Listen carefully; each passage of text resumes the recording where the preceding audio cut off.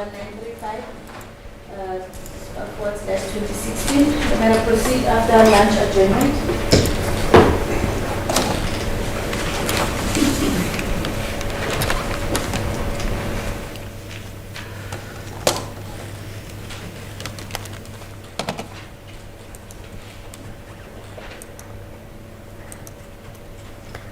Before lunch adjournment, I said that to all the parties that I need to apply my mind to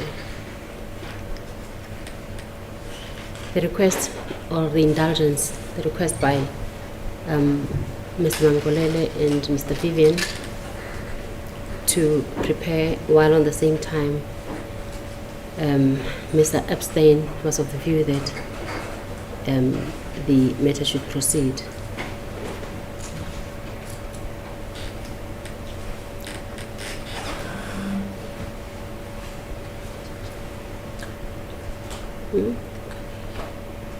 Who doesn't hear me?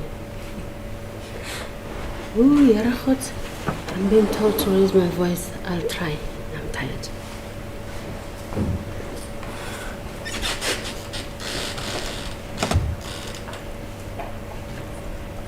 Both Mr. Mangolele and Mr. Vivian indicated that they wanted to prepare more specifically with regards to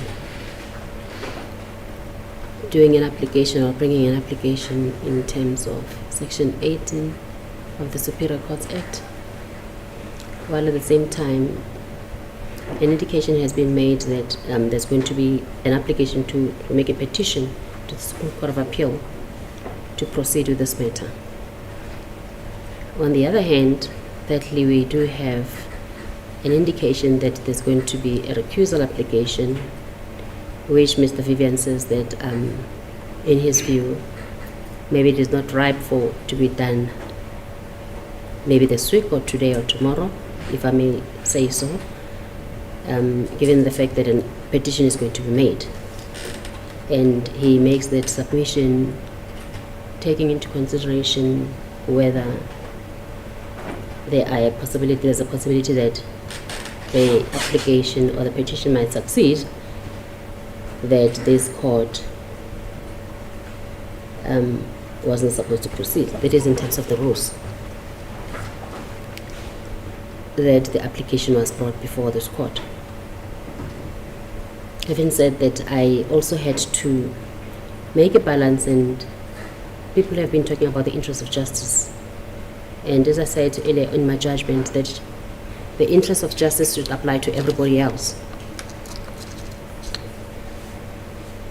Whether this court is going to be proceeding, whether I grant the application or I grant the indulgence, so to speak, for the parties to prepare themselves, especially with regards to having, making the petition, because I know that it will be granted to you. You'll be given the copies today or even tomorrow at the latest.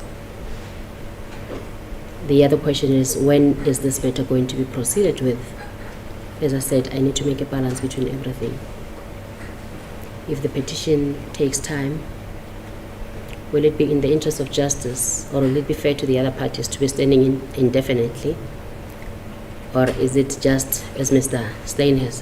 Epstein has said, is it just a ploy for or indirect application for a postponement? I don't know. I do not have those facts. I do not want to speculate.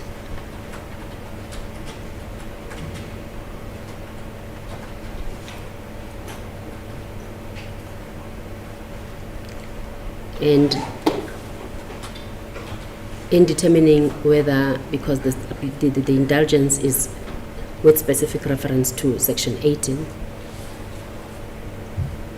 as to whether you have to prepare, whether you have to give this indulgence for the parties to prepare in about 2 days' time. I'm mindful of the fact that, and I'm worried that this matter was placed on the roll for 3 weeks. Nothing has happened for those 3 weeks.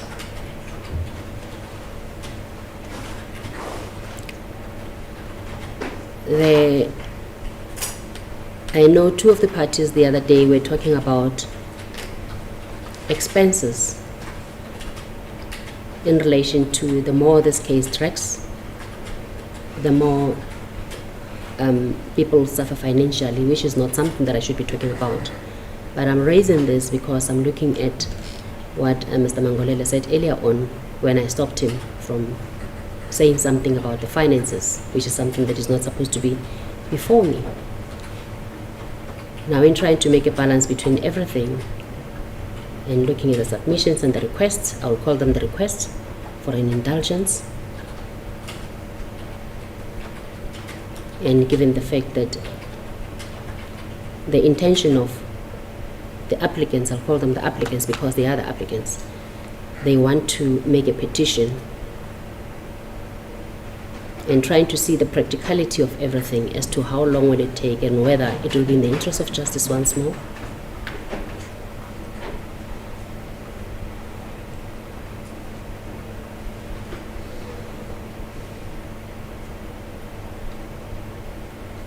I do not think that it will be fair.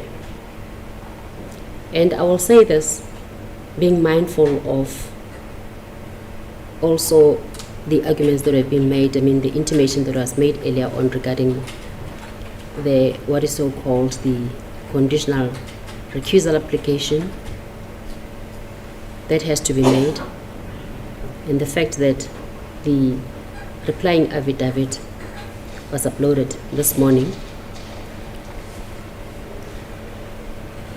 which I'm ready to listen to or to hear that application, irrespective of whether that affidavit was uploaded this morning or not.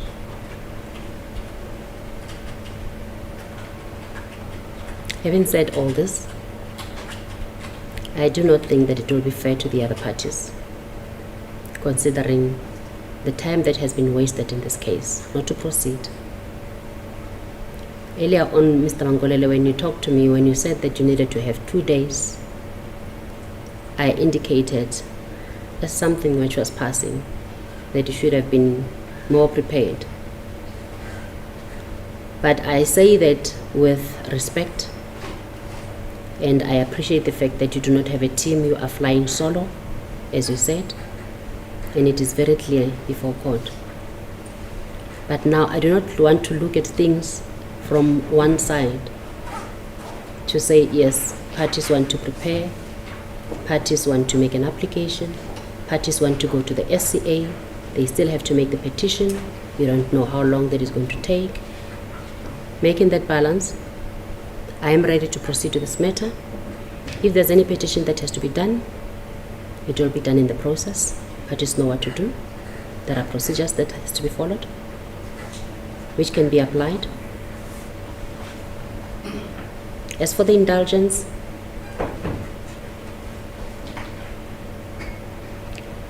we as councils have always been taught that when you go to court, you prepare and you over-prepare. You should be ready when people say, let's proceed. Under those circumstances, it is my view that the indulgence that has, or the request for an indulgence,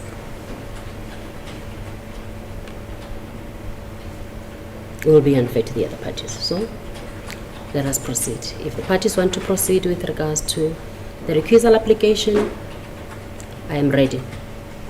And I'm saying this, as I said earlier on when, my apologies, when I said this earlier on when I was talking, and then Mr. Mangolele, I saw you nodding. I'm not sure whether you're in agreement, but it seems like you're in agreement that if you parties have to go to the SCA, you petition, you go there, and then you come back, and then it is thrown back at us, or it is thrown back at me, and we still have to do the recusal application. What purpose does it serve? My lady, no recusal application. No, I'm just, I know that you don't have an application, but when I was speaking, when I was, saying this in passing, you seem to be maybe understanding where the concept of where I'm coming from. That is why I'm directing this at you, because I was looking at you when I was speaking. That if, because we're speaking with a big if, they go to, I don't know how long it's going to take, and they come back, and the SCA says, go back. Then we are faced with another application. Why waste time? Why can't we do it as a package?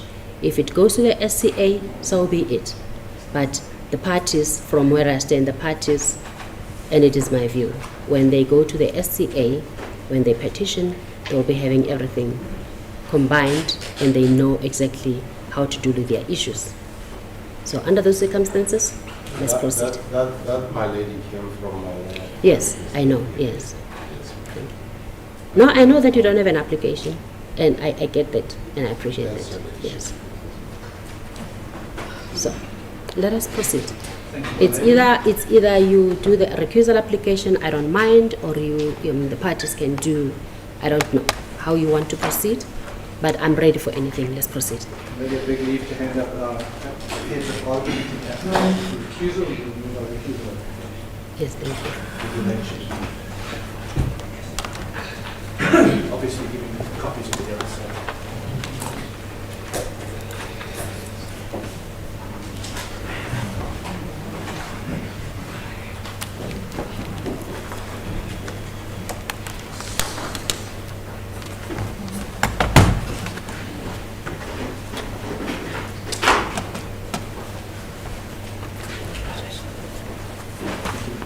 Millennium Can I ask you for an indulgence? I need to just swap laptops.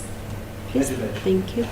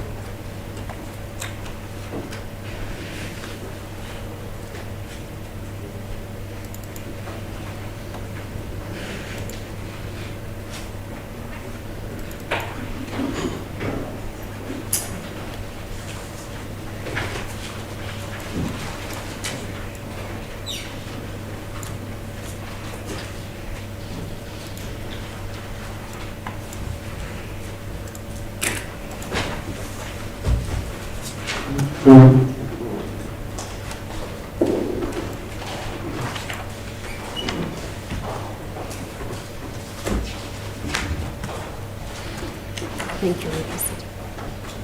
Thank you, my lady. My lady, we've just handed to your ladyship heads of argument, so obviously your ladyship has not had the opportunity to read them. What I propose doing is to take you through the introductory part of the heads of argument, which is essentially gives an overview of what this application is about. And then I will take you through the facts by going to the affidavits, and lastly I will have a look at the law. So my lady, this application concerns the enforcement of the applicant, Mr. Leonard Medice's constitutional right to a fair hearing, which is afforded great protection by the Constitution and which judges have a duty to safeguard. Nobody will disagree with that.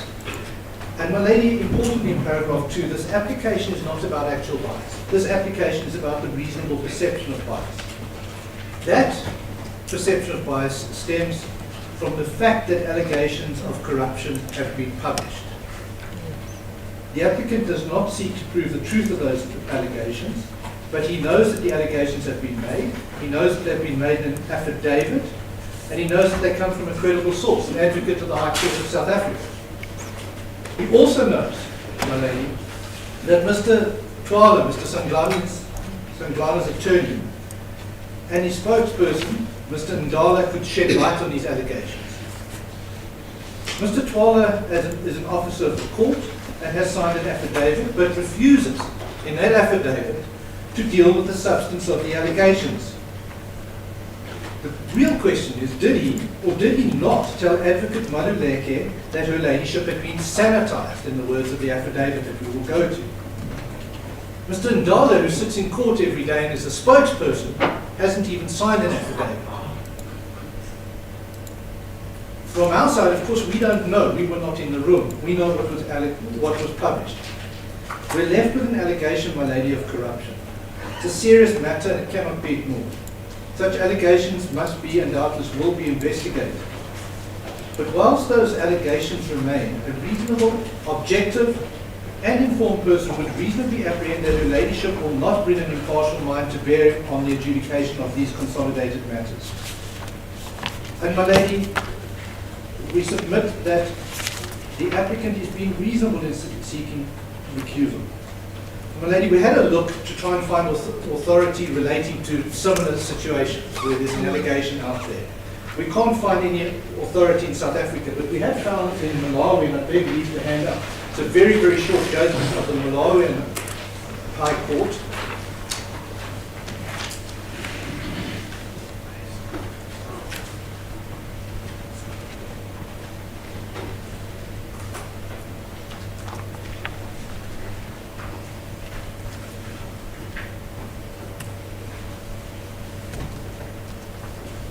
So what happened in that case is Her Ladyship was Justice Mawale was sitting in a criminal matter.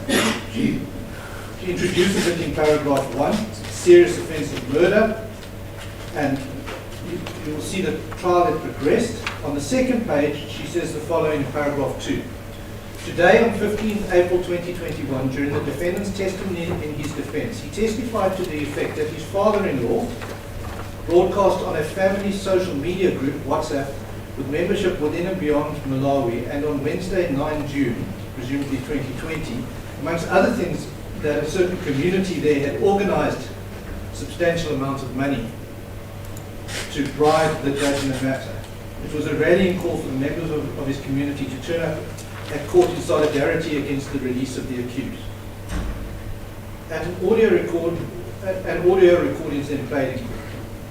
Now, so my lady, of course, again, these are facts that are placed before the court. There's no true evidence other than that there's a WhatsApp video.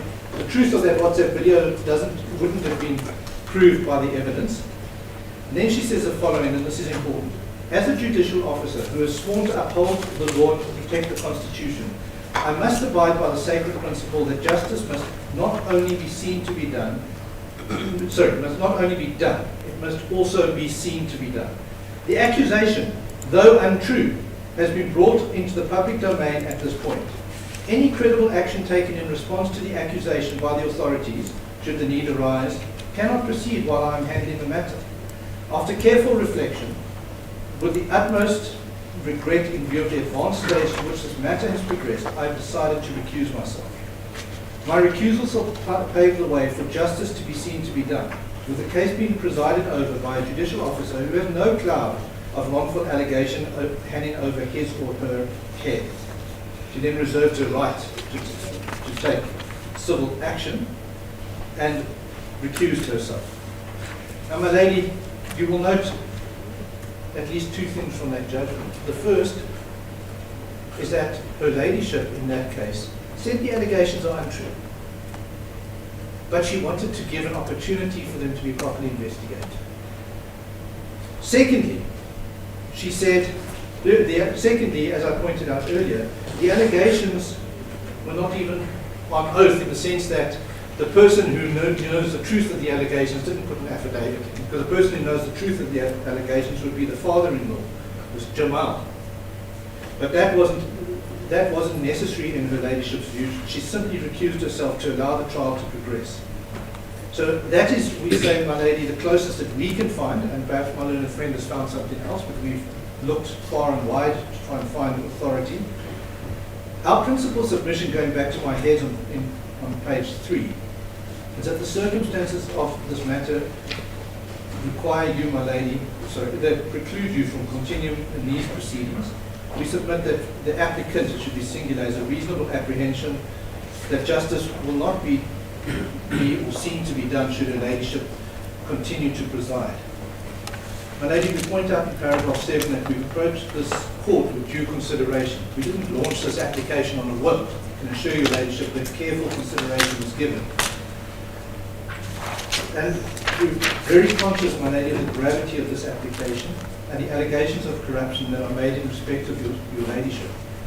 Those allegations emanate, my lady, from a sworn statement from an advocate and an officer of this court. And more than that, somebody who represented a party in these proceedings in another matter.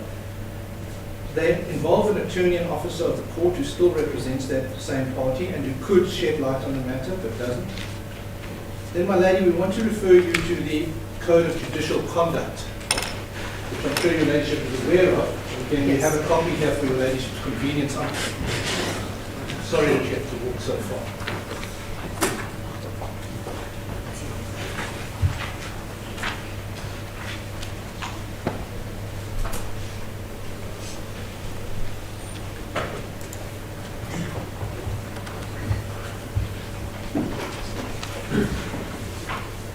So your ladyship is obviously aware of the Code of Judicial Conduct that governs the way in which judges in this country conduct themselves. Your ladyship is obviously also aware of the oath of office that you took. Article 13 of the Code of Conduct deals with recusal, my lady. So what Article 13 says is a judge must recuse him or herself from a case if there is a real or reasonably conceived conflict of interest, or B, reasonable suspicion of bias based on objective facts, and shall not recuse him or herself on insubstantial grounds. And there's various notes, and I'm not going to go through each and every one of them. I want to draw your attention to note 13 and then Roman 5. Whether a judge ought to recuse him or herself is a matter to be decided by the judge concerned, and a judge ought not to defer to the opinion of the parties or their legal representatives. And that, my lady, is important. This is not an application in the sense of a claim being made by my client against Mr. Sandlana or being made against you personally, my lady. It's not about that. It's about you making a decision as to whether in these circumstances there is a reasonable suspicion of bias based upon objective facts. And therefore, my lady, your ladyship has to use your own conscience to come up to decide what must happen in the matter. So, my lady, in paragraph 9, you say this is a matter for your own conscience. Whilst parties are, of course, entitled to make submissions, there are no respondents in this application, and your ladyship is enjoined by note 13.5 not to defer to the opinion of the parties or their representatives. Let me then, my lady, take you to the facts so that we can establish what facts there are and what facts there are not. I want to take you first, my lady, to on case line 049-4. You will see that is the founding affidavit that is signed by Frederick Leonard Kotsiman Modise, FLG Modise, who is the applicant asking your ladyship to recuse yourself. My lady, if you go to 049-6, I want to refer you to paragraph 8. So what Mr. FLG Modise says to your ladyship is this. Thus, I do not bring this application frivolously or without appreciation of its gravity. The allegations contained in this affidavit are of a report of corruption that has come to my attention. I do not say that the report is true. I do not know whether it is true or not. But what I do know is that it was made in an affidavit signed by an advocate of this honourable court and given by him to members of the South African Police Service. I cannot close my eyes to this report. It is also in the public domain, and members of the public will be watching this trial closely. Paragraph 9. If this trial proceeds before Justice Paklani, I regret that every decision she makes will be under the microscope. The trial is a dynamic process. The presiding judge will of necessity need to make numerous rulings during the trial. Ultimately, she will have to decide on the respective claims in the consolidated matters. For every single decision that goes against me or against my brother Thabiso Modise and in favour of Michael Sanglana, I will inevitably wonder, is this decision because the allegations of corruption are true? On the other hand, for every single decision that goes the other way, Sanglana and those who support him will inevitably wonder, is the judge now trying to make sure that she cannot be said to be biased against Thabiso and me? And it then concludes, in the circumstances, I regretfully say that if this trial proceeds before Justice Baklani, I will not be able to say that I've received a fair trial. I doubt that any reasonable members of the public would think that justice has been seen to be done. And then he apologizes in advance to you for having to bring this application. My lady, I want to then take you to the report, because ultimately what he relies on is a report of corruption. You will find that at 049-16.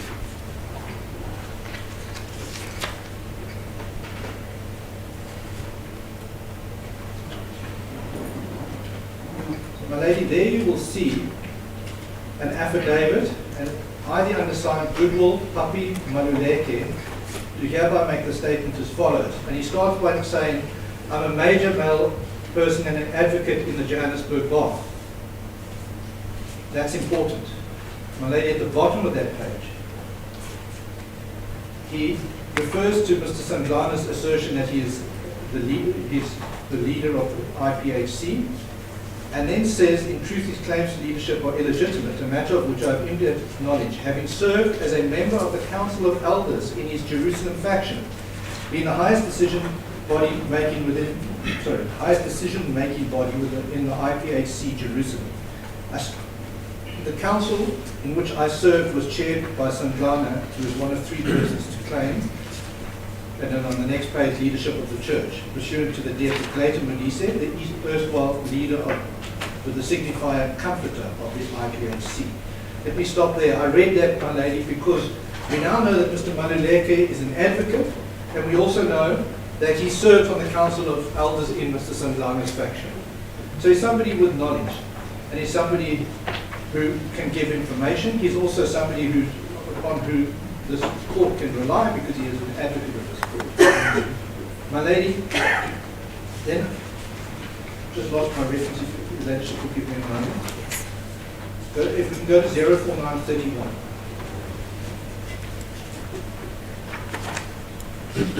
Here, my lady, Mr. Advocate Maluleke is narrating interactions between himself and Mr. Twala and Mapugela, but it's Mr. Twala that matters here. Mr. Twala, as you know, is Mr. Sanglana's attorney. And in paragraph 53, we get this information. I also recall one important incident in which Twala came alone to my chambers on a Friday morning around the month of November 2021. At the time I was in the company of an attorney by the name of Bonnie Majava. When Twala got to my chambers, he introduced himself as Mr. McQueen. I then asked Mr. Majava to give us space. Twala pleaded with me not to tell Majava who he really is, as according to Twala, Majava talks too much. Twala appeared to be very unsettled. I then asked him what was wrong. He then informed me that he was worried. Before you proceed, let me try and find out something from you. While you are busy reading the affidavit of Mr. Maluleke,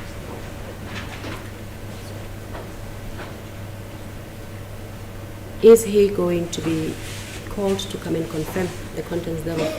No, my lady, he's not. I started this application by saying it is the report that Advocate Maluleke has made, the fact that it's been published. Yes, but then how do then you rely on this, your client relies, making an application, relying on an affidavit of somebody who will not be called to come and confirm the contents thereof? No, lady, because maybe even if it I'm were trying a to understand, yes. Even if it were even if it were a WhatsApp, yes. We could come and say, look, I've got this information, this is what worries me. So we don't know what Mr. Maluleke, as you will see from the replying affidavit, or Advocate Maluleke, is in hiding. We can't get an affidavit. So then how then do I know that this Mr. Maluleke, the information that is contained in this affidavit is true or not? If he's in hiding, why rely on, and I appreciate the fact that your client says that, I don't know whether these allegations are true or not. but I'm relying on the information that has been, as contained in the affidavit. Now, the person who deposed to the affidavit is nowhere to be found. Well, my lady, what we say to your ladyship is that we are here not to prove the truth of these allegations, Yes. but to prove the fact that they are in the public domain, that they are out there, that they've been made to the police in an affidavit. If they're not true, then we hope that they are not true. We believe, I as an advocate find it very hard to believe they would be true, but they have been made and they need to be investigated, just as your sister judge in Malawi said, they need to be investigated. And while it's out there, members of the public are going to say, well, is it true or not? My client is going to say, is this true? Is it not true? I don't know, but there's an affidavit. It's an advocate who said it. Maybe he didn't do it on affidavit. Maybe next time there's a case where somebody's put it in writing and not sworn to it. But it's out there. It could be, as you will see in the answering affidavit, there's something in the press about it. Even that would be enough for the court, my lady, to say, here is an allegation, and I need this to be investigated, and I need not to run the matter when there's a cloud of these allegations over it. So I'm not here to ask you to admit this as being true. And certainly not. I cannot get Advocate Maluleke to court because he is in hiding. I cannot get him a confirmatory affidavit from him. But that is how it is. We have this. What do we do with it? What do we do when we get So when you say, information? my apologies to interrupt you, when you say that it's out there, because that's what I was informed on the first day, that something is out there in the public domain, that is in social media, if I may quote you. I'm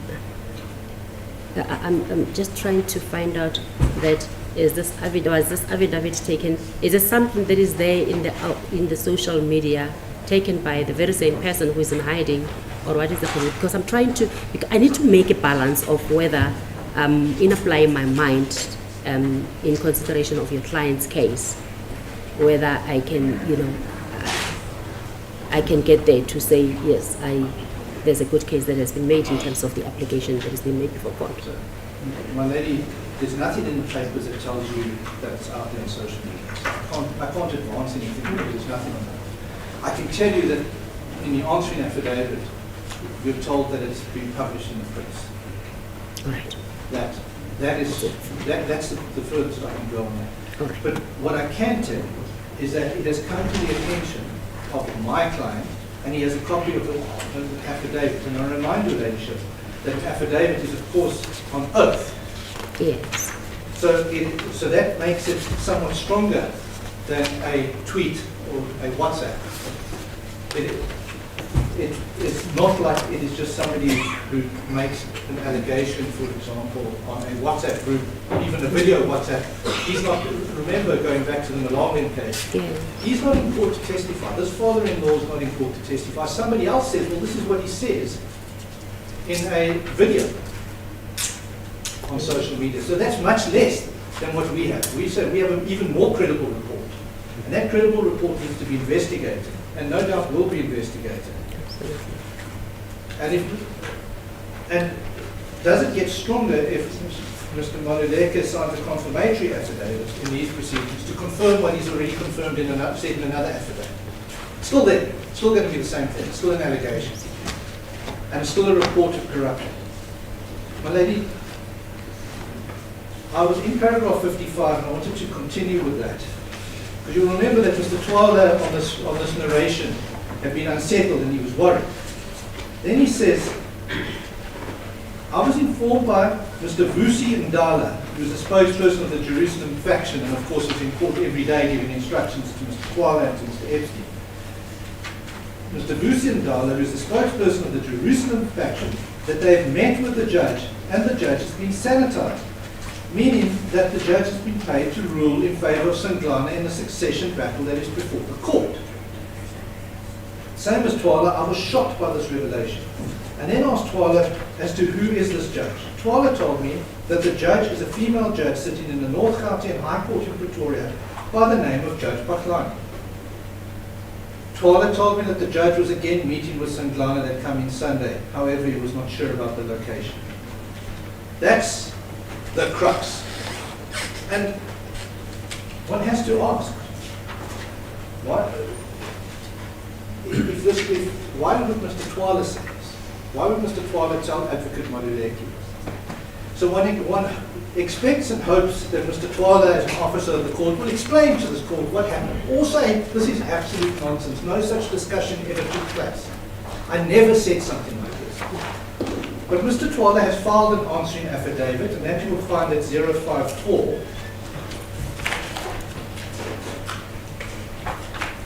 You'll see at 054-6.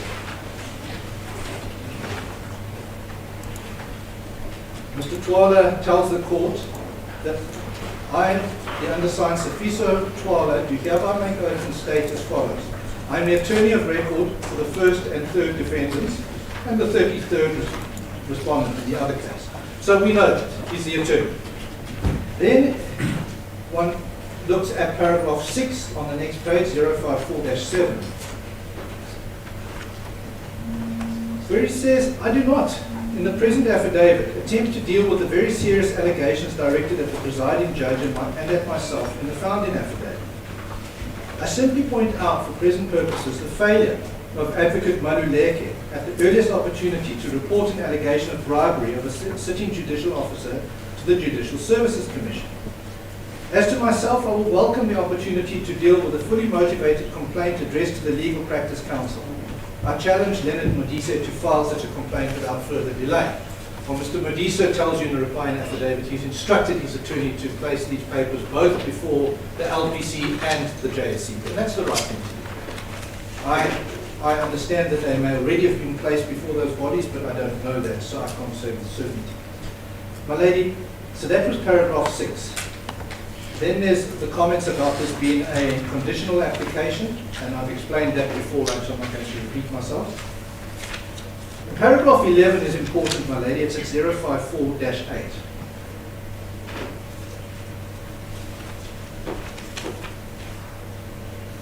Leonard Modise refers to paragraphs 53 to 58 of the affidavit of Maluleke. I hence do not deal with the balance of the allegations in his affidavit except incidentally. My deliberate decision not to deal with any particular allegation is not to be construed as an admission thereof.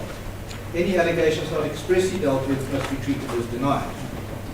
The first part, when we read the first two sentences, what we look forward to is to see in Mr. Twala's answer to paragraph 53 to 58. He's not going to deal with the rest, but 53 to 58 he tells you he's going to deal with it. And that's the crux, so one would be delighted to learn that we're going to get the information. My lady, then one goes through for many paragraphs where one gets argument. There's argument about the timing of the application. Well, that Mr. Epstein will make those arguments as to why is it too late, why he says it's too late. I don't know how it changes the facts.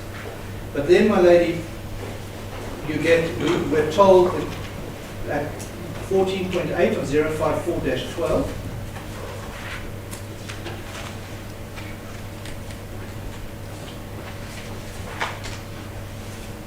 I point out that in a 6 December 2022 Daily Sun article attached here to his Annexure A, Reverend Vesey is quoted as claiming that Leonard Modise's faction is in possession of evidence which included bribery to the judiciary. So, and that, as I said, indicates that there are allegations in the public domain. The exact allegations had not, to my knowledge, been published. Simply bribery of the judiciary. That's in the Daily Sun. You'll find that article at 054-15. I'm not going to go through it. So, my lady, we then look to see, well, where are the answers to 53 to 55 of the affidavit, because that's apparently the crux. At 054-13, you will see add paragraphs 53, 54, and 55. I remind you that, of course, he told you earlier that he's going to deal with 53 to 58. You find those two over the page. So let's look at the detail that Mr. Twala gives, because of course Mr. Twala knows what he said, and whether he said these words to Advocate Maluleke. I have never been to the chambers of Maluleke.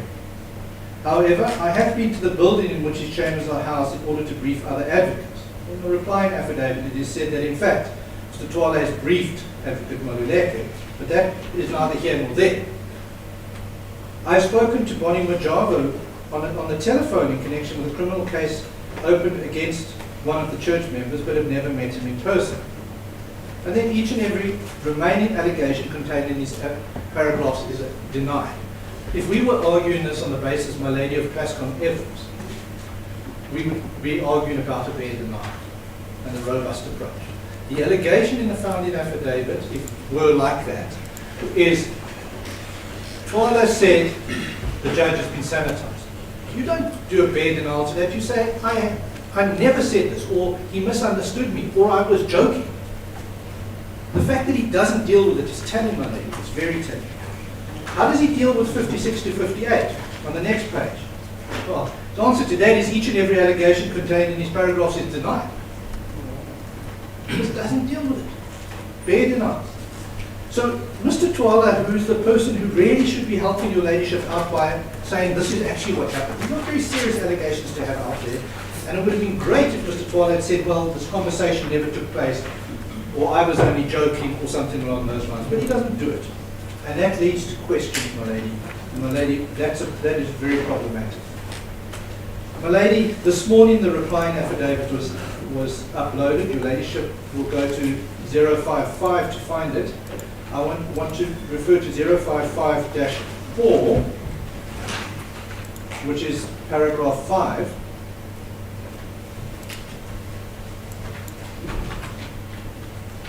Is your ladyship there? Yes, I'm looking for it. These are very serious allegations. As an officer of the court, I expected Twala to fully and frankly respond to the allegations. Instead, he offers a bare denial and says he will only deal with the allegations in a hearing before the Legal Practice Council. The time to answer such serious allegations is now. Maluleke reports a conversation between Twala and himself. All that Twala says is that he has never been in Maluleke's chambers, but that is not material. What is material is, did Twala tell Maluleke that a judge of this honourable court had been sanitized? If this conversation did not take place, then Twala would surely have said so expressly. Surely as an officer of the court, he would want to set the record straight and protect the dignity of the court and the presiding judge. On the other hand, if the conversation did take place, then Twala should explain exactly what he said and why. Then it continues. Further, according to Maluleke, Twala said that the source of his information was Vusi Ndala. I said in the founding affidavit that Ndala is the spokesperson for Sandlana. Maluleke describes Ndala as the spokesperson for the Jerusalem faction. Ndala has attended court as a supporter of Sandlana. He talks regularly to Twala.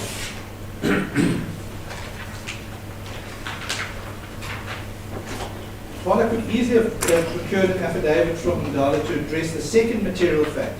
Did Ndala tell Twala that the judge had been sanitized? If this conversation did not happen, then both Ndala and Twala should say so expressly. If it did happen, then Ndala should explain exactly what he said and why.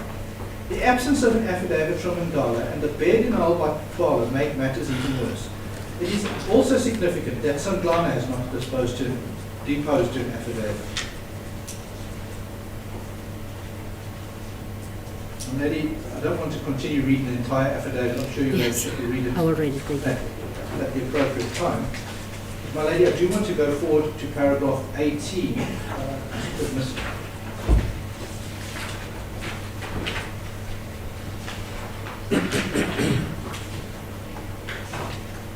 It's not paragraph 18, my lady. There's simply the challenge to Mr. Twala's authority to depose an constant affidavit on behalf of the Iphc. That's the dispute. I'm not going to go into that on this occasion.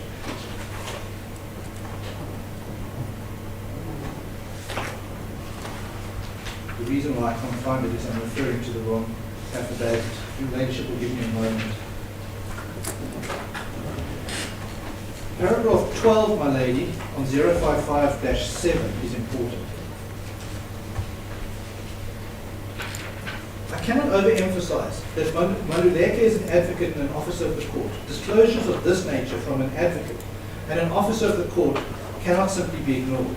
In addition to being an advocate and officer of the court, he also appeared in courts as counsel on behalf of Sandlana in numerous Iphc matters since my father departed in February 2016. In those matters, he was briefed by Sanglana's current and former attorneys, Twala and Majabu. He alleges that Twala informed him that her ladyship has been bribed by Sanglana. As a reasonable litigant, I cannot ignore the allegations. And that's really the point. He cannot ignore the allegations. He doesn't know if they're true. I don't stand before your ladyship saying that we have proof that they are true, but we have proof that the allegations have been made.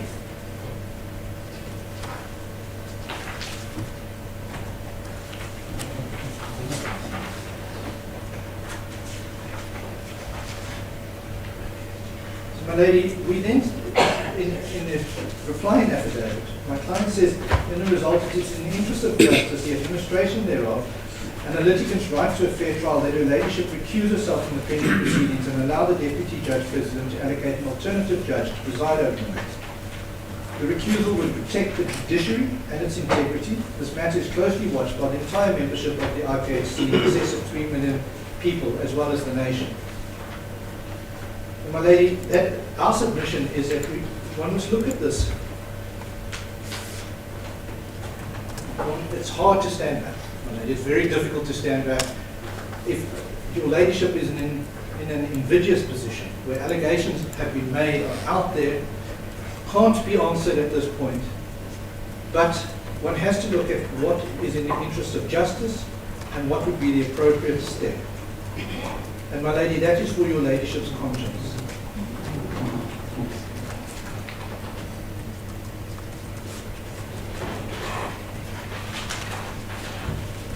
Mr. Morris has referred me to a paragraph. Yes. Morris has referred me to paragraph 17 of the affidavit. 17.2, it said, where they said objectively assessed vis-a-vis Maluleke's affidavit, they constitute no more than a bare denial.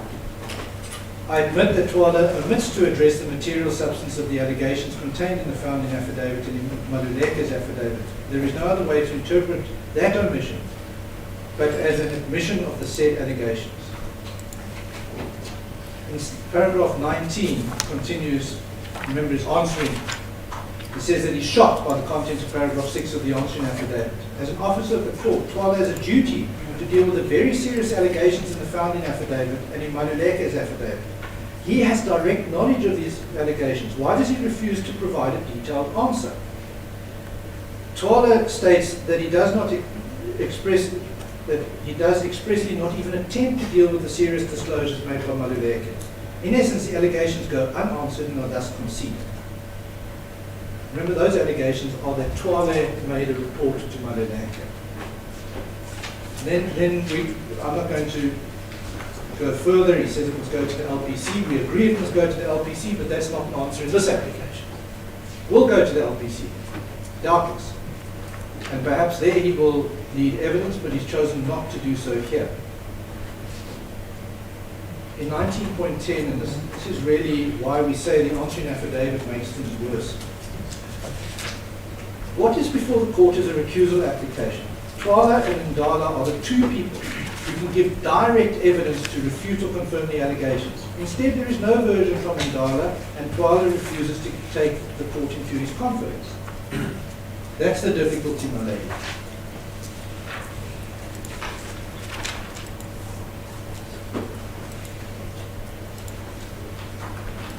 (22.3), my lady.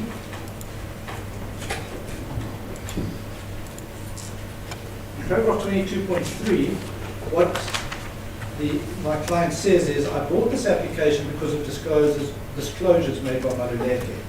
Maluleke is a person known to me, but I do not know his present whereabouts. I understand that he is in hiding and fears for his life.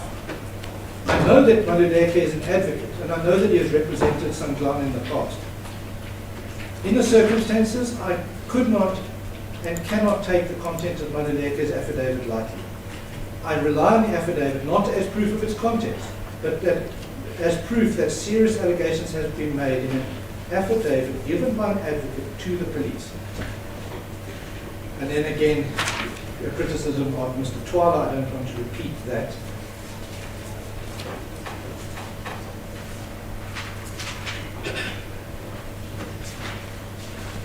And then I want to refer you to 26.3. Well, that's about the timing. So just as I understand the answering affidavit, Mr. Twala says, well, I want to know why this application was launched when it was. When did you get a copy of this affidavit that you rely upon? And the answer that is given in paragraph 26, in fact, it's in other paragraphs, is that he known of this. He was given a copy shortly before the Daily Sun publication. And then he says, as soon as it became clear that your ladyship intended presiding over these proceedings, despite being prohibited from doing so by Rule 37A15, I immediately launched the recusal application. I did not sit on any. And your ladyship will recall that this application was launched on the Tuesday after your ladyship had dismissed the 37A15 point on the Monday.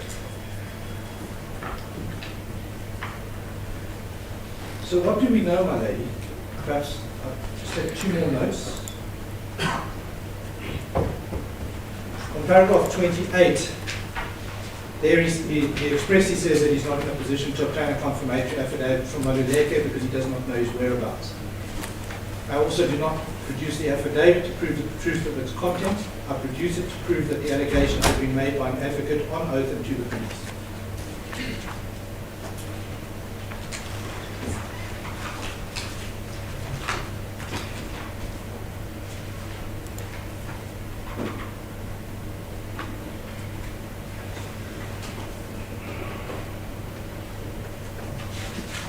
I just want to check that I've covered everything in this affidavit.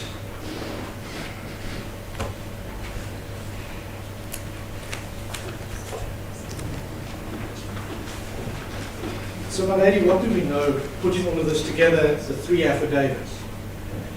We know that in Advocate Maluleke's affidavit, he says that Mr. Twala told him, that Mr. Ndala said that you had been sabotaged. Now, that's obviously hearsay, but Mr. Twala made that allegation. We then expect Mr. Twala and Mr. Ndala to deal with it, because this allegation is there. I've tried and seen it, and he's obviously very concerned about it, and I would submit, legitimately and reasonably so. Mr. Twala makes it worse because he files an affidavit with, at best, a bare denial. Mr. Ndala sits in court and listens, instructs Mr. Twala, but doesn't give information. So that makes it worse for us. It creates that perception that, well, the Advocate Maluleke's affidavit is unanswerable. Great. So that's a reasonable perception for my client. My client cannot know the truth. But the objective facts are the Maluleke affidavit and Twala's non-response. We add Ndala to that, my lady, and we submit that on the objective facts, this is a matter in which there is a reasonable suspicion of bias. But my lady, let us go back then to the test. Let's go back to the law and away from the facts. My lady, back to my heads of argument. I can locate them.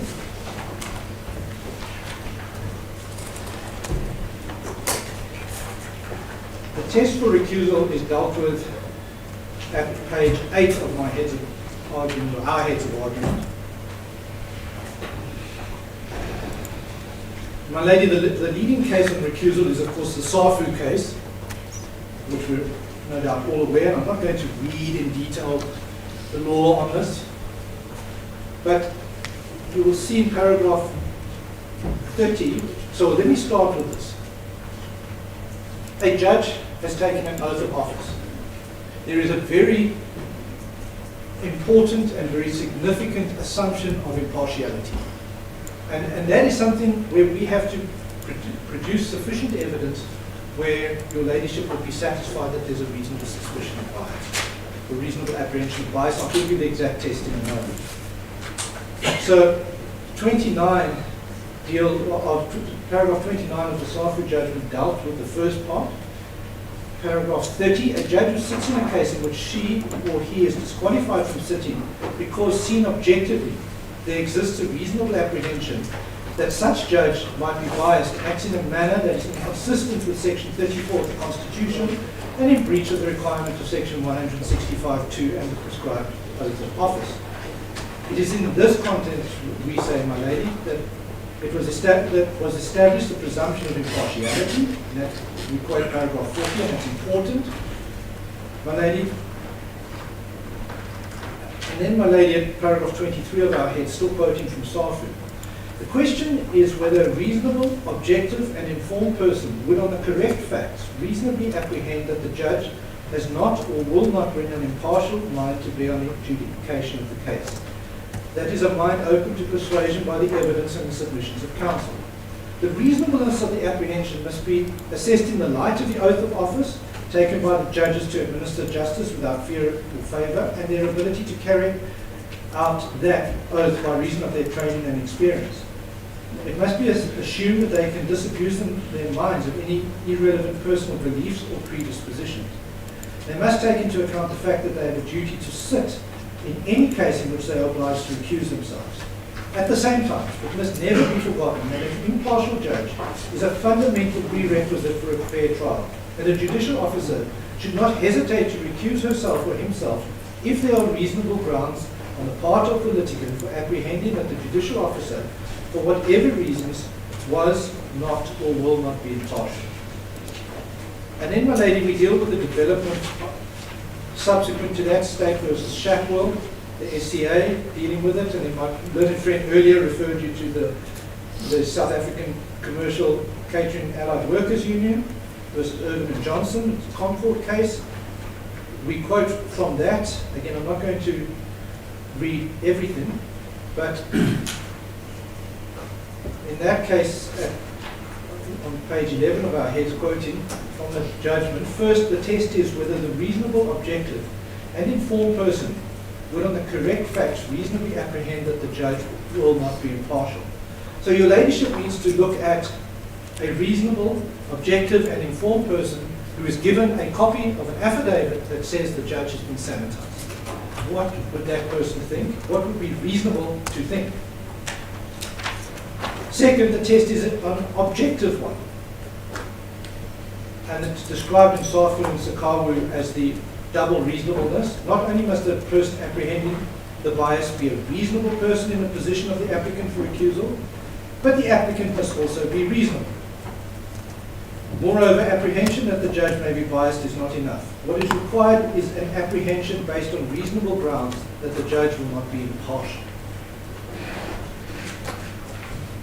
And then in 21, it said, thirdly, there is a built-in presumption that, particularly since judges are bound by solemn oath of office to administer justice without fear or favour, they will be impartial in adjudicating disputes. As a consequence, the applicant for recusal bears the onus to rebut the weighty presumption of judicial impartiality. As was pointed out by Cameron AJ in the Sakawa case, the purpose of formulating the test as one of double reasonableness is to emphasize the weight of the burden resting on the appellant for recusal. It should probably be the applicant for recusal. Fourthly, what is required of a judge is judicial impartiality and not complete neutrality. It is accepted that judges are human and they bring their life experiences to the bench. They are not expected to divorce themselves from these experiences and to become judicial stereotypes.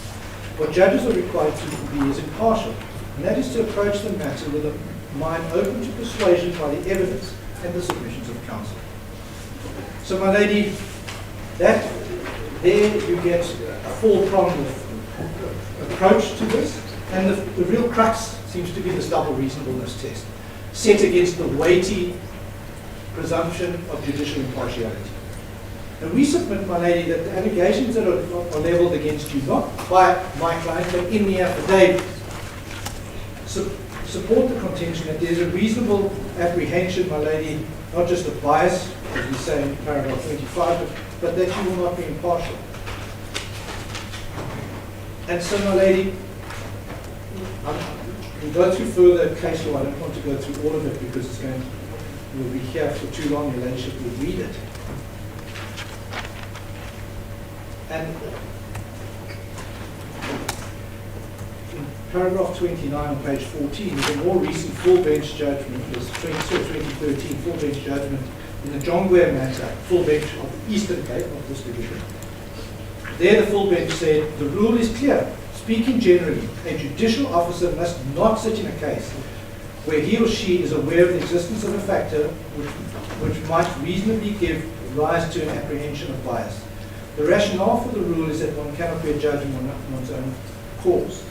Any doubt must be resolved in favour of recusal.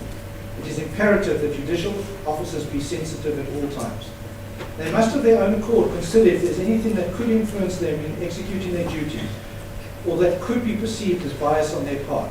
It is not possible to define or list factors that may give rise to the apprehension of bias.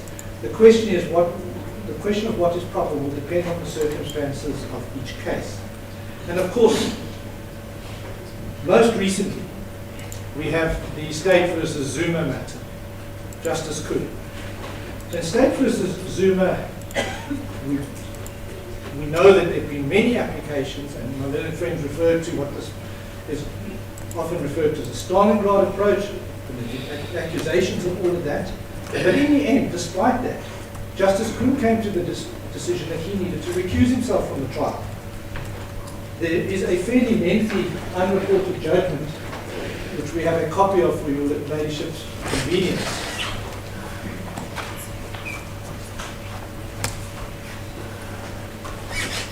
Obviously, I've ensured my own friends have copies.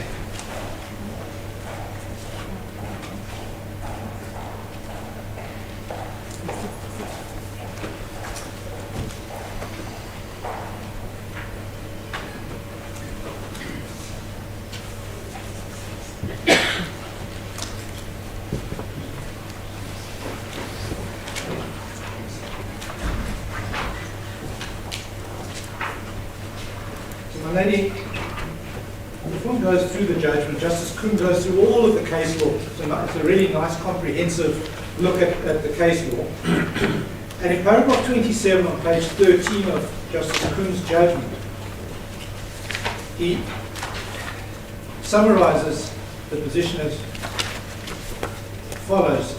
The grounds for recusal stated in the President of South Africa versus South African Rugby Football Union, and examined further in amongst others Sakawu versus Irvin and Johnson Limited, therefore require either A, proof that a judicial officer is actually biased, or B, an apprehension of bias on the part of the judicial officer, and whether such apprehension is that of a reasonable, objective, or informed person based on the correct facts. And we're really in the realm of B. So your ladyship says, is there an apprehension of bias? And is it reasonable from a reasonable, objective, and informed person who gets this affidavit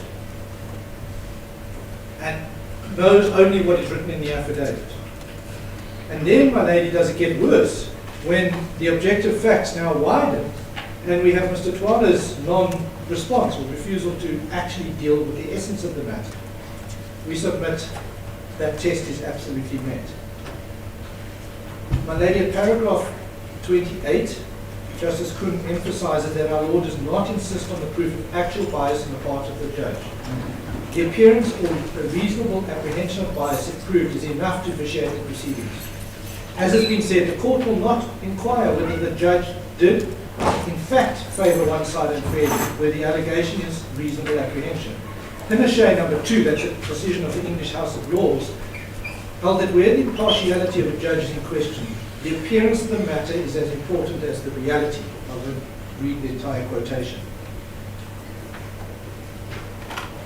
In paragraph 29, Justice Kuhn referred to the Bangalore principles of judicial conduct, which require that a judge shall disqualify himself or herself from participating in any proceedings in which the judge is unable to decide the matter impartially, or in which it may appear to a reasonable observer that the judge is unable to decide the matter impartially. And he then referred to what I referred to at the beginning, which is our own code of judicial conduct. And I've read that already, I'm not going to repeat that.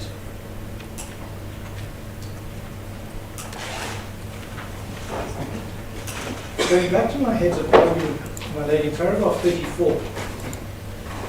Refer you to a slightly older decision of what was then the appellate division, BTR Industries, where it was said that the appearance of the appearance of bias was found to be sufficient for recusal where it amounted to the existence of a reasonable suspicion of bias. It does not, in the words of the Constitutional Court in the later judgment, of course, of SAFU, have to be an apprehension of a real likelihood that the decision maker will be biased. So it's a reasonable suspicion, a reasonable apprehension. So, my lady, once you become aware of facts that could lead to a reasonable apprehension of bias, you have an obligation to recuse yourself. That is clear. It is for your ladyship to decide whether or not that particular bar has been reached. My respectful submission is that it has been reached in this case.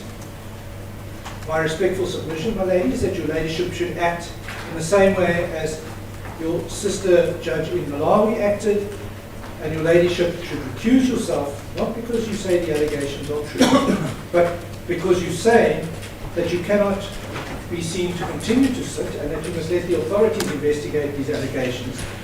A judge who has a cloud of such allegations hanging over her head should not continue to sit. And my lady, on that basis, with the greatest of respect, and on behalf of the applicant, I ask your ladyship to recuse yourself from this matter. Yes. I just want to check if there's anything from my team. That is all. Thank you, my lady. Is that thing?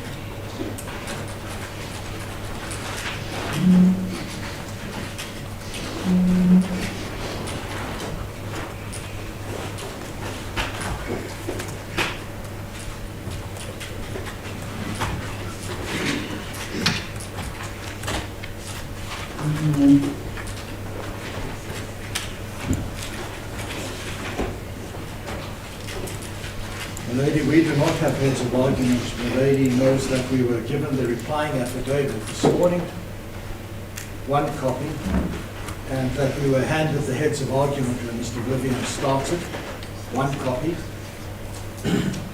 And so ordinarily we would prepare heads of argument. Then we can start with the test and make the submission at the same time that this application is not brought bona fide. It is bona fide. It is an abuse of the process. And I will show the lady why. The lady, the law by now is clear, and even reading from the applicant's heads of argument at paragraph 30 with a reference to Zuma and another, and the judgment of Kunje, and with reference to Safu and Sikaru, what is required is proof that a judicial officer is actually biased. We know that's not the case here. Or an apprehension of bias on the part of the judicial officer, and whether such apprehension is that of a reasonable, objective, or informed person based on the correct facts. Which do?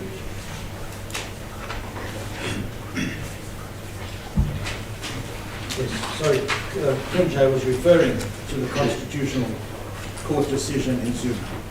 So importantly, my lady, it's got to be an apprehension which is that of a reasonable, objective, or informed person based on the correct facts. In the judgment just handed up, one copy,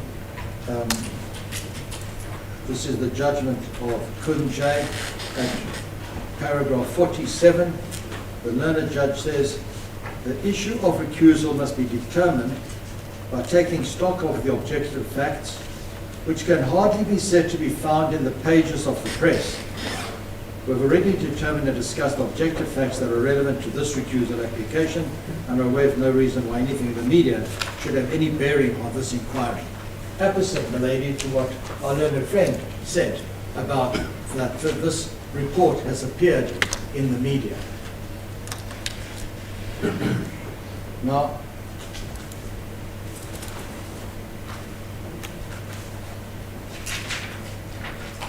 lady, the entire application is based on the affidavit of Mr. Manuleka, which is attached to the founding papers.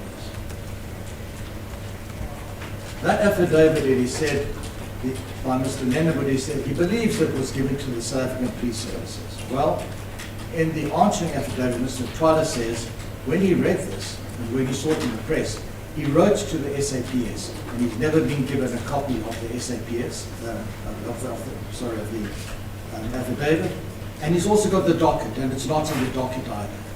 So that is the first thing that Mr. Modise says he believes it was given to the SAPS. And then the lady heard innumerable times about how this affidavit is deposed to by an advocate of the court, as though an advocate of the court will always tell the truth, as though the credibility of an affidavit deposed to by an advocate is paramount, and one would take more cognizance of that than an affidavit of a layperson. It's just not so.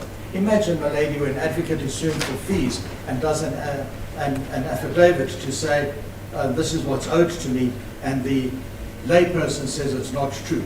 Would the affidavit of the advocate have more relevance? And milady, there are many cases, and we know, where advocates have not been truthful, have been struck from the role, have been suspended from practice for not being honest. I've represented the GCB bringing applications to strike advocates off the role and have them suspended. So no more credibility should be given to the affidavit of Mr. Maluleka simply because he is an advocate. And that brings me to the question is, well, where is Mr. Maluleka? Because all they've done is attach what is said to be an affidavit by him. And in paragraph 8 of the replying affidavit, Mr. Modise says, I brought this application because the disclosures made by Mr. Maluleka, this is a paragraph 22.3 of the replying affidavit. Maluleka is a person known to me, but I do not know his present whereabouts. I understand that he's in hiding and fears for his life. Where does he understand that from? Has he been to his chambers in Sandton? Has he knocked on the door? Has he asked the receptionist where he is? Has he made a phone call? Has he left a message? Has he sent an email? Obviously, there's no attempt at all to get Mr. Maluleka to give an affidavit to say, this affidavit which they've attached is indeed my affidavit, and I gave it to the police, if that matters. But let's see if he confirms that it is his affidavit. And we know you can't just attach an affidavit, a copy, by somebody and say, there is evidence, take cognizance of it.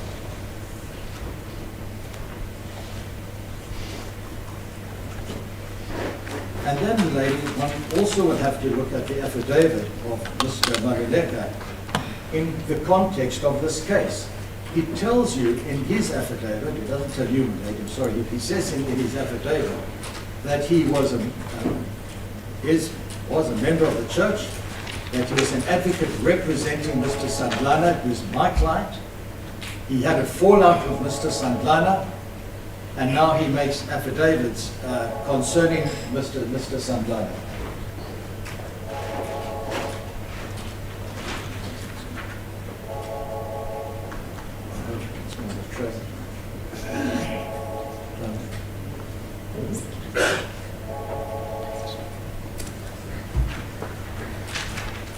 Now, milady, they say that they are aware of the gravity of this application,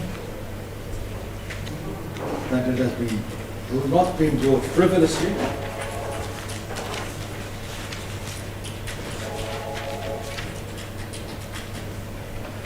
that everything in this affidavit, the basis of this entire application, is based upon what Mr. Maluleka says. It's all based on what he says. That is what we must just focus our attention on. And I'm going to show my lady that notwithstanding the repeated protestations by our learned friend that Mr. Twala has not denied these allegations, he most certainly has, but I will show my lady that there is absolutely no truth in what he said. In fact, Mr. Maluleka's affidavit himself shows that he is lying. And I'll show that to my lady in a moment.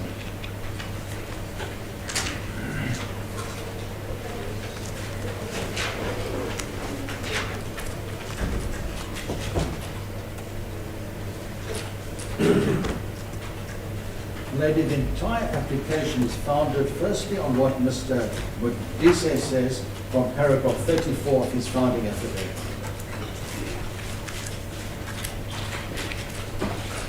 It's at 04912.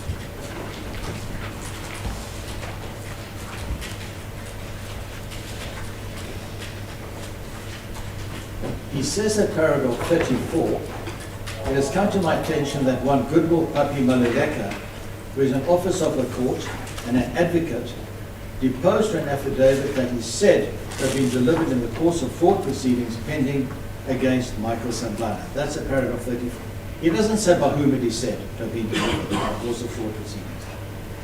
35. In the said affidavit, Papi Maluleka says that Sifiso Twala, Michael Sandlana's attorney though these proceedings, told him that Justice Pahlane had been bribed by Michael Sandlana to rule in his favor in these proceedings. Now, just again, to emphasize the point, Mr. Twala represents Mr. Sandlana, and the allegation is that Mr. Twala went to Mr. Maluleka to say that my client has bribed the judge. It's preposterous and it's absolutely outrageous. Then 36, while rumors of these allegations came to my attention some time back, the actual affidavit has only recently been made available to me by my legal representatives. Well, why doesn't he say precisely when? Just recently. Then he attaches the affidavit, and he emphasizes paragraphs 53 to 58. Papi Maluleka explains in the affidavit that Sifiso Twala visited him in chambers. He says that Twala told him, I'm sorry, can I pause to say that Twala says in response, I've never been to his chambers. I've been to the building where his chambers are housed, but I've never been to his chambers. He says that Sifiso Twala told him that he has been informed by Michael Sandlana's spokesperson that, quote, they have met with the judge and the judge has been sanitized, meaning that the judge has been paid to rule in favor of Sandlana in the succession battle that is brought before the court. Then 38, the allegations are clearly of a hearsay nature. Papi Maluleka is reporting what Sifiso Twala told him. In turn, Sifiso Twala is reporting what Michael Sandlana's spokesperson told him. However, to my mind, this does not mean that the allegations should be ignored. These are not just rumors being whispered in the corridors. 39, Papi Maluleka has sworn to his version in an affidavit that has been given to the police. I assume that, particularly as an officer of the court, he would not make full statements in an affidavit. That means that I must accept that Sifiso Twala must have told him that the judge had been sanitized. Again, because he's an advocate, he would always tell the truth. Advocates will never lie.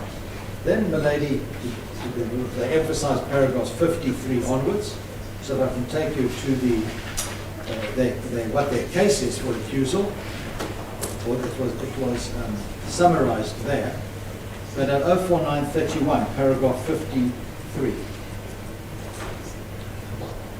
And milady, I'll ask you, as we go through this now, to make a note of the dates which are referred to. 53, this is Maluleka, supposedly. I also recall one important incident in which Twala came alone to my chambers on a Friday morning around the month of November 2021. At that time, I was in the company of an attorney by the name of Bwani Majavu. So he's specific, it's a Friday, and it's November 2021. When Twala got into my chambers, he introduced himself as Mr. Mokoena, and then asked Mr. Majavu to give us space. Twala pleaded with me not to tell Majavu who he really is, as according to Twala, Majavu talks too much.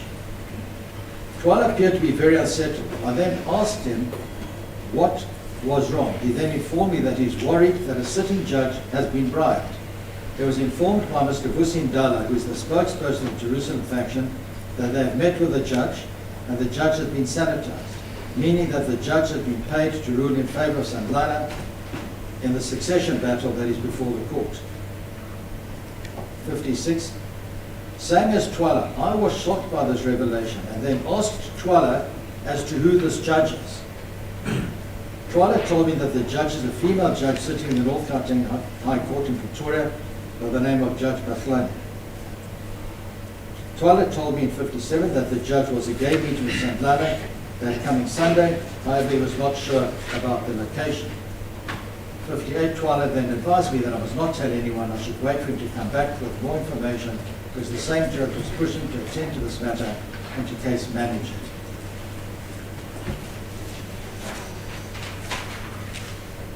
So the lady we've got, Friday, November 2021.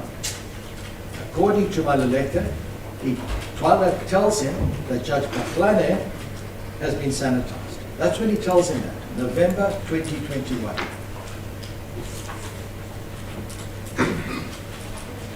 Lady, if I can ask you to look at 04944, which is the last page of this copy of an affidavit of Maluleka, and make a note of this. You'll see it is signed on the 23rd of August 2022.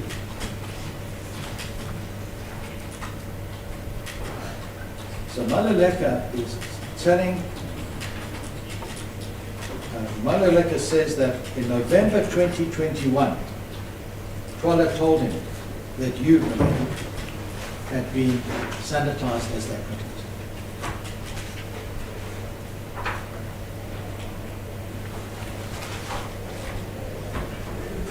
Lady, in our heads of argument, which we handed in application for leave to appeal, the leave to appeal application, we attached as Annexure A a letter dated 18 March 2022, if my lady would make a note of that. On the 18th of March 2022, that is the letter which was written to the Honourable Deputy Judge President asking for case management.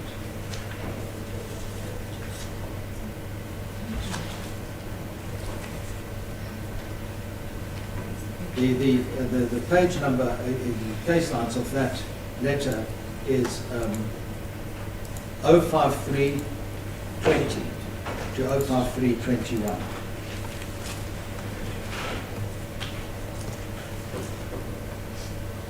And in paragraph 5, Mr. Twala, writing to the Honourable DJP, said, "We kindly request a meeting with your office in order to discuss, amongst others, further case management of the disputes in relation to this matter, as well as the setting of the new directives as regards future litigation of this matter." Then, milady, in May, if you go to 05323, on the 12th of May 2022, there was a note from your registrar, an email, which says, "Good day all. Judge Pahlane has been allocated to the above-mentioned matter for case management meeting." 12 May 2022. And you'd hardly ask me, ladies, how is it possible that in November 2021, when nobody knew that you'd be sitting in a matter, he wrote to the DJP that Maluleka says that Twala told him in November 2021 that you had been, as they put it, an unfortunate term, sanitized. Maluleka says in this affidavit that November 2021, Twala came to him, informed Vusi Ndala that the judge had been sanitized, meaning the judge had been paid to rule in favor of St. Lana. Twala was shocked, and then I was shocked, and then asked Twala, "Who is the judge?" Twala told me that the judge is a female judge named Judge Pahlane. An absolute and utter lie. It is clear perjury. And now the complaint is, why did Mr. Twala not give more detail about what happened at a meeting? But how do you give detail of a meeting that never happened at all? He denies the meeting, but he says in, where is this one?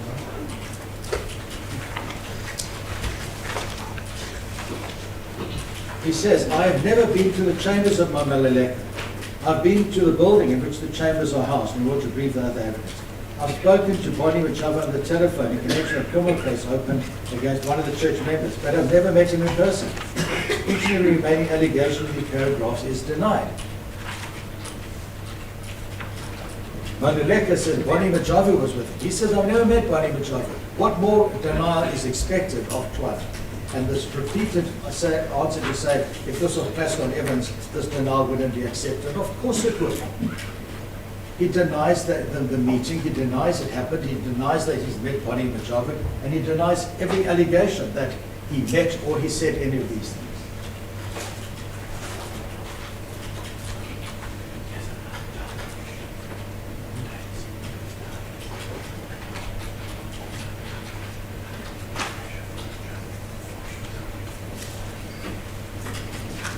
Bear with me for a moment, please, Lord. Where's this one?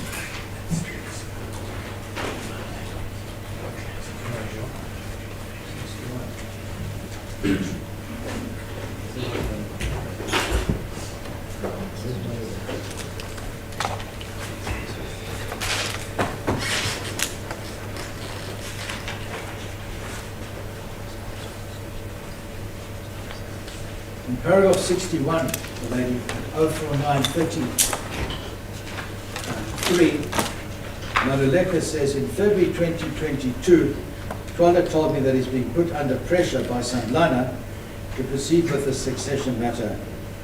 And this pressure made Twala uncomfortable. Well, how could it be? The lady wasn't appointed yet.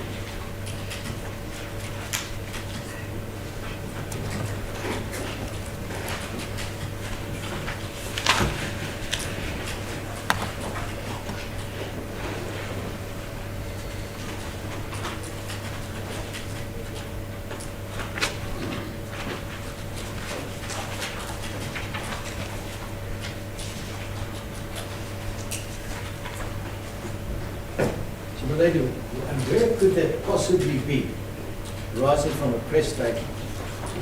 Just get the press statement.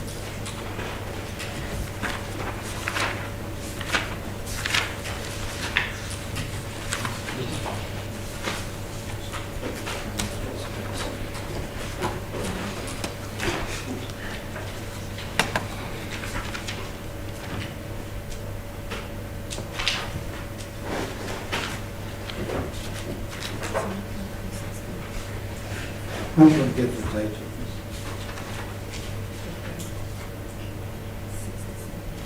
Yes. In paragraph 14.8 of Twala's affidavit at 05412, he says, I point out that in a 6 December 22 Daily Sun article, which is attached as Annex A, Reverend Wesley is quoted as claiming that Leonard Medice's faction is in possession of evidence which included bribery to the judiciary. That's how it reads. We say if indeed such evidence was already in the hands of Leonard Medice's grouping in early December, one has to ask why Medice waited more than 2 months later, the second day of the trial, to bring it to light. And hence we again submit that this is an abusive process. And then again, in paragraph 17,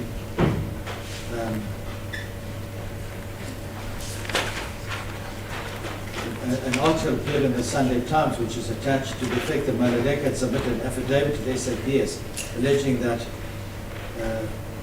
his client was behind an attack in the Silo Church. And then that's when he says, I requested information as to whether Maluleka had indeed filed such an affidavit that had been furnished to me if it existed. I received no response. I must mention that I have in my possession a complete copy of the docket and a list of all the state witnesses, and can confirm that no affidavit by Maluleka is to be found.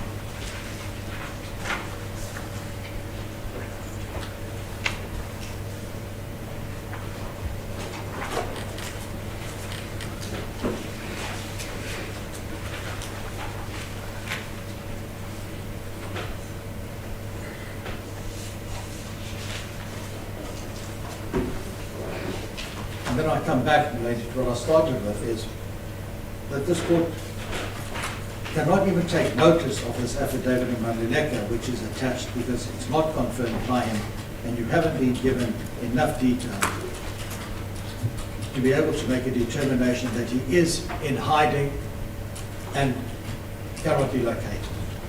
They should give detail of what efforts they made to get hold of him. It's an important matter. They say they were aware of the gravity of this application. Did they instruct tracing agents? What steps did they take to try and find Maluleka to come and confirm all of this? and perhaps ideally to be cross-examined on this affidavit.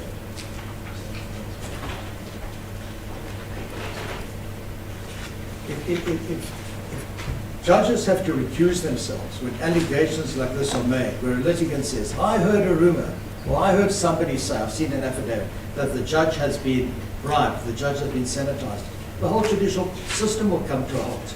It is an invitation to every recalcitrant litigant to try and stop cases from proceeding when they don't want it to, especially when there is a Stalingrad defense.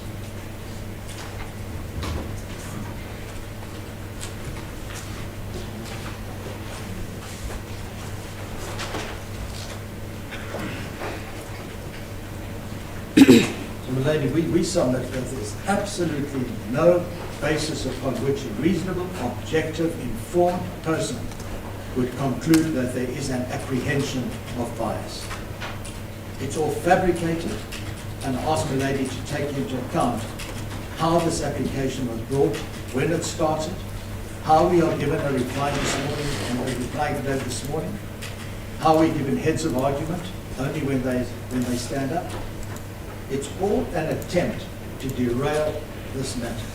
We would urge Milady not to accede to this application for refusal and to order costs against the applicant on an attorney and client basis. Right, let me try and including three counsel. let me try and understand the concept in terms of the time frames.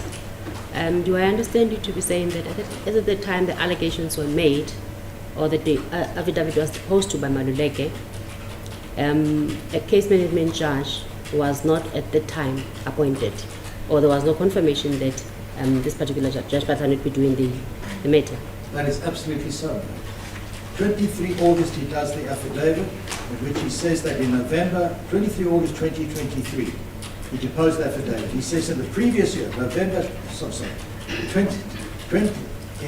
23 August 2022, he deposes to an affidavit in which he says the previous year, in November 2021, he was told by Twala that you have been sanitized. And at the time, the matter was not allocated to Judge Not Pathan? at all. We wrote in March asking for case management, and we were only told that you would be presiding in May of 2022. Thank you. Thank you. Reply?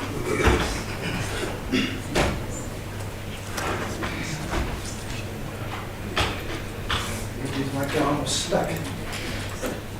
My lady, I've listened with interest to Mr. Epstein's submissions with regard to the chronology. And my lady, they're very interesting submissions. So what Mr. Epstein says to you is, we'll go and have a look at a letter that we produced attached to our heads of argument in the leave to appeal. And he says it appears from that you, Justice Patrani, had not been appointed as case management judge at the time when supposedly this conversation took place. The difficulty, of course, is that this is evidence from the bar. We don't know, I don't know personally standing here when you were appointed, and it wasn't that Mr. Twala files an affidavit, doesn't deal with this. Why doesn't he? How is it that the information is not there when a letter that has been read and filed of record from my registrar indicating exactly when the confirmation was done? Lady, may I just refer, if we could, it's been read and filed of record, of course it's not the same thing as being in an affidavit to which we can respond. Yes. Because we were given no notice of this particular argument. It's just come from the bar. I'm now looking through various letters that they've given. But what I can tell you this, my lady, we know that by 9 June 2022 you were the case manager because that appears at 015-1. We know that in May of 2020 there was a case management meeting before the then acting Deputy Judge President, Justice Bottrell. And between that we have absolutely nothing on affidavit or files of record that I can see. So my lady, I'm still looking for their letter. I don't know what page to find it on. Sorry. Please assist. He wants the letter. Can you please refer him to where exactly he can find the letter? It's attached to our heads of argument in the leave to appeal. It's 053 is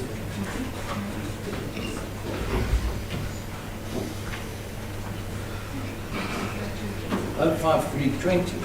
Okay. And that's the letter asking for judicial management on the 18th of March 2022. And the letter from your office, my lady, is 12 May 2022, 05323.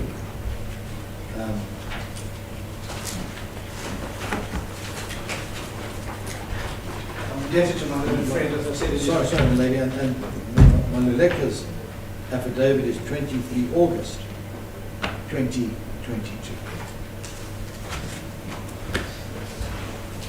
Only one of those that I knew was Maluleka's affidavit, because that's what we got. Now, this diverts into the issue.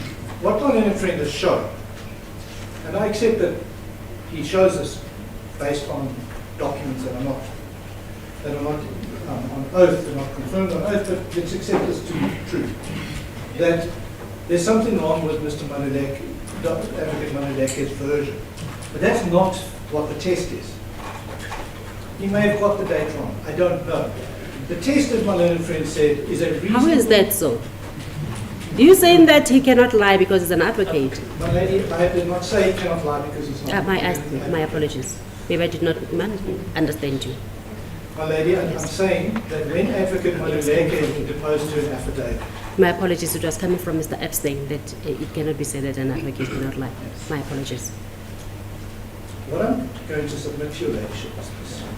The ladyship has to put herself in the position of a reasonably objective and informed person, not a reasonably objective and informed judge or experienced practitioner, but the litigant who gets this document.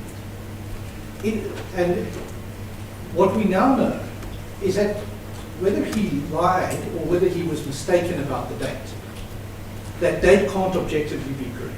I accept absolutely Mr. Epstein has shown that to me. I wasn't involved in the matter at the time. I wouldn't know. But now, having seen this, it appears that November 2021 can't be correct. But then again, we still have a report. So a reasonable litigant gets an affidavit. And my learned friend says, well, it's not a factor that it's by an advocate because advocates lie. Well, of course advocates lie. I'm quite sure that many people who we would hope are upstanding lie. But it is somebody who has an interest in justice. So it's not just a layperson, it's not just rumors in the corridors. So at what point does a reasonable litigant who gets information like this, does he say, well, now I reasonably think that there is, I reasonably apprehend bias. It's certainly, my lady, not a question that can be answered by saying the date is incorrect. Because what my client gets this affidavit is he expected to trawl through all the facts, many of which he would not know. He's got to be reasonably informed, yes, informed about how the judiciary operates, the general concept, but he gets something which says there is this allegation, there's a report. Then we get to where we are today, where what my client also knows is that Mr. Twala does not make disclosure. And that is a big problem. It's a big problem because Mr. Twala knows. So why did Mr. Twala in his affidavit not point this out? Was that so that they could catch us by surprise during argument? Was this, why did Mr. Twala not say, I did not say this? I know there's a general denial. It's a bare denial. Let's go back to his affidavit because it is important. And see exactly what he said. It's at page 05413.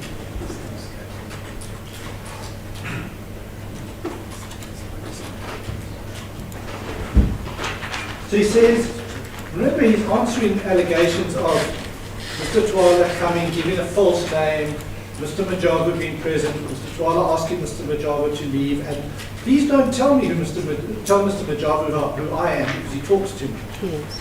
Well, that is very consistent with not, if you look at 05413, I've spoken to Bonnie Majava on the telephone in connection with a criminal case opened against one of the church members, but have never met him in person.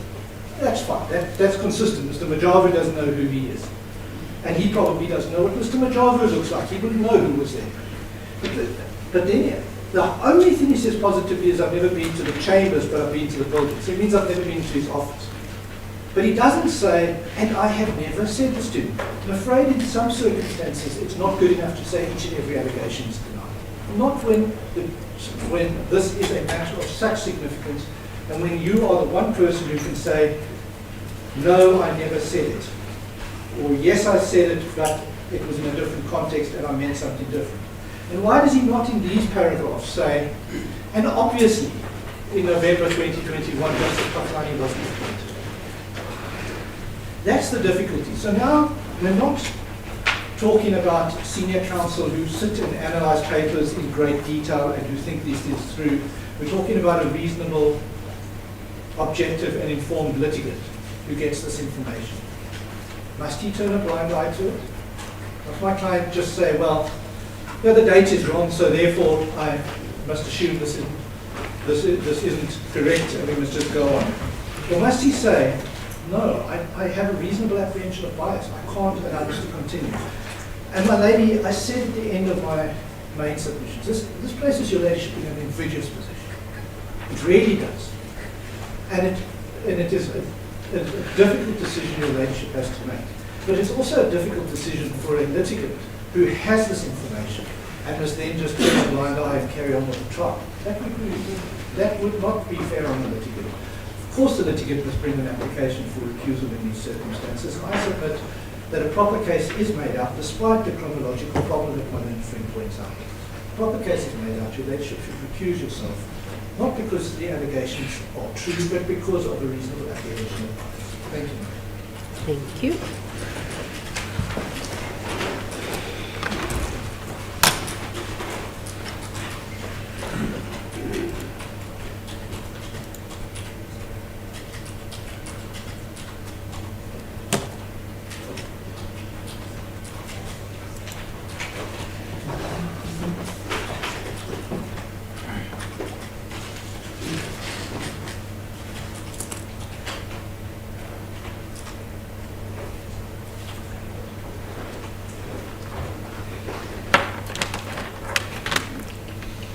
Can we just adjourn for 5 minutes just before I give out my decision as to whether I'm going to deliver?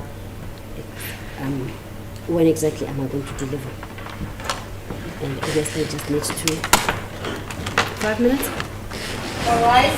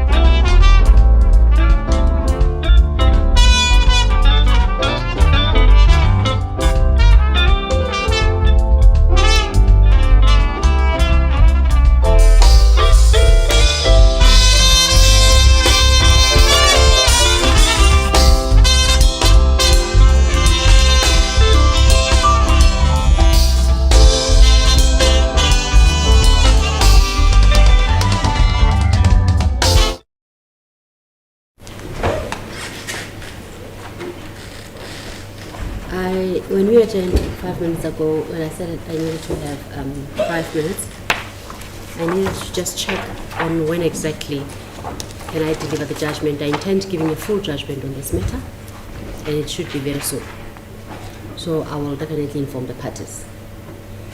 Unfortunately, Mr. Epstein, I know that you wanted to proceed. I cannot. I have to consider everything.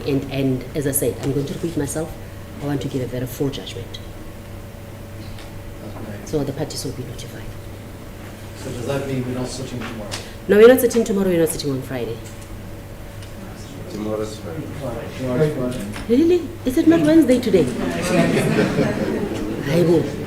Are you guys serious? Is it not Wednesday today? Today's Thursday, tomorrow's Friday. Oh, Yara. So we're not sitting tomorrow. And next week night? Unfortunately, I'm fully booked. Remember I said that I can be flexible. I'm fully booked. I'm allocated to do the appeals, the admissions on Monday, the appeals on Tuesday. And then on Wednesday, I'm doing another matter. Thursday, Friday, I have a part head. No, it's not a part head matter. It's one of the applications that I have to do. Thereafter, I'm doing the unopposed. But I intend, as I said, that I'm always flexible. I always make a request.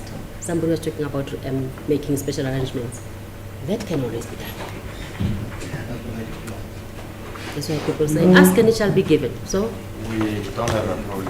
Thank you. In the leadership sense and every convenient time. yes, which is very soon. Thank you, my lady. We will await the judgment. Can I just... Yes, and those are the ones. That's For I was this going to morning, give- Should we perhaps just give a list to your registrar of the orders that we require and things that we need Yes. to appeal? yes, Would that be absolutely, today's, yeah? absolutely, yes, We'll do so. Thank you. yes, we'll do. That will definitely get. Thank you. We're indebted.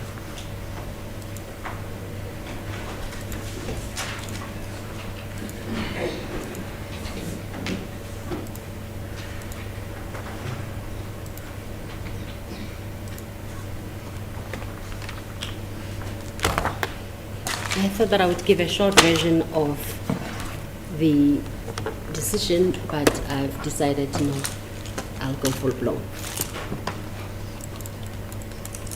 I hope everybody understands. I have to apologize to everybody who made some arrangements for tomorrow, and so that they can attend court and then they're not attending. And I see Mr. Lidwaba was ready to be here tomorrow. So you have a day off. Take care of yourself.